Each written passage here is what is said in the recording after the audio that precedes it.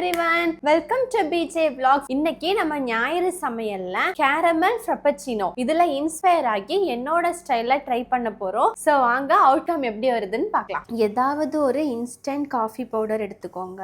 நல்லா கொஞ்சமா நல்ல சுடு வெல்லம் ஊத்தி வச்சிருங்க. இது அப்படியே இருந்து நல்லா ஆறணும். நமக்கு இப்படி ஊத்தும் போதே நல்லா அந்த ஸ்ட்ராங்கான காஃபி ஸ்மெல் வரும். நம்ம கேரமல் சாஸ் ஃபர்ஸ்ட் ரெடி பண்றதுக்கு இந்த பாலை வந்து பாயில் பண்ணி எடுக்கணும். நான் கரெக்டா 250 ml ஆஃப் மில்க் எடுத்திருக்கேன். இது வந்து 3ல 1 குறையணும். அப்போ கிட்டத்தட்ட 80 ml வரைக்கும் இது குறையணும். கேரமல் சாஸ் ரெடி பண்ண நான் ஃபர்ஸ்ட் வந்து ஒரு 60 கிராம் ஆஃப் சுகர் ஆட் பண்ணிக்கிறேன். இதுல வந்து அந்த ஓரங்கள்லாம் அப்படி ஒரு கோல்டன் கலர்ல வரும். அது வரைக்கும் நம்ம இதை டிஸ்டர்ப் பண்ணாம விட்டுறலாம். மிக்ஸ் பண்ணிக்கலாம். இது வந்து நமக்கு ஹனி மாதிரி வரணும். நல்லா கலர் சேஞ்ச் ஆகி வருது. இது நான்ஸ்டிக்குங்கிறதுனால கலர் ஒழுங்கா தெரிய மாட்டேங்குது என்ன கலர்ல தான் இருக்குன்னு. பட் ஓவரா இது ஆயிடக்கூடாது. கொஞ்சம் அந்த ஹனி கலர்ல வந்த உடனே நல்லா கரைஞ்சி வந்த உடனே நம்ம ஆட் பண்ணிடலாம். இந்த டைம்ல நம்ம வந்து பட்டர் ஆட் பண்ண போறோம். 2 ஸ்பூன் பட்டர் ஆட் பண்றோம்.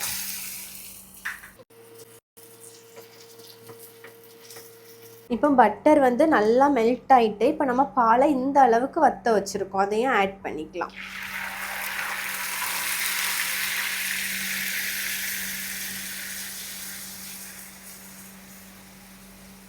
இந்த கன்சிஸ்டன்சியில் இருக்கும்போது நம்ம இதை வந்து ஆஃப் பண்ணிடலாம். ஏன்னா இதை ஆறும்போது இன்னும் நமக்கு கட்டி ஆகும். அதே மாதிரி நம்ம பாலை அரைச்சி ஆடை இல்லாமல் தான் சேர்க்கணும். நல்லா கட்டி ஆயிடுச்சு. இப்போ நம்ம இதை ஆஃப் பண்ணிடலாம். இப்போ நம்மளோட எலமெண்ட்ஸ் எல்லாமே ரெடி ஆயிடுச்சு. இப்போ நம்ம மிக்சியில் எல்லாத்தையும் ட்ரான்ஸ்ஃபர் பண்ணிடலாம். ஃபர்ஸ்ட் வந்து ஒரு 250 ml ஆஃப் மில்க். இது வந்து நல்லா காய்ச்சி ஆற வச்சு ஃப்ரிட்ஜில் வச்ச பால் நல்லா சில்லுன்னு இருக்கு. இதில் நமக்கு வந்து காஃபி ஃப்ளேவர் எவ்வளோ வேணுமோ அவ்வளோத்துக்கு நம்ம மிக்ஸ் பண்ணி வச்சு அந்த இன்ஸ்டன்ட் காஃபி ஆட் பண்ணிக்கிறோம். இனி நம்மளோட கேரமல் சாஸ் இது கொஞ்சம் தாராளமா ஆட் பண்ணிக்கலாம். ஏன்னா இதுதான் நமக்கு ஃபுல் ஃப்ளேவர் தரும்.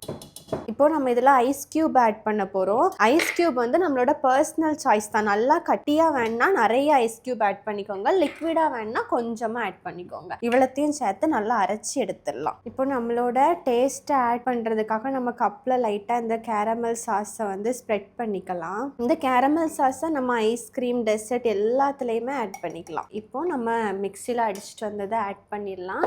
சூப்பர். இதுக்கு மேலேயும் லைட்டாக வேணா கேரமல் சாஸ் போட்டுக்கோங்க. வேண்டான்னா விட்டுருங்க. இப்போ நம்ம இதை டேஸ்ட் பண்ணி பார்த்துடலாம்.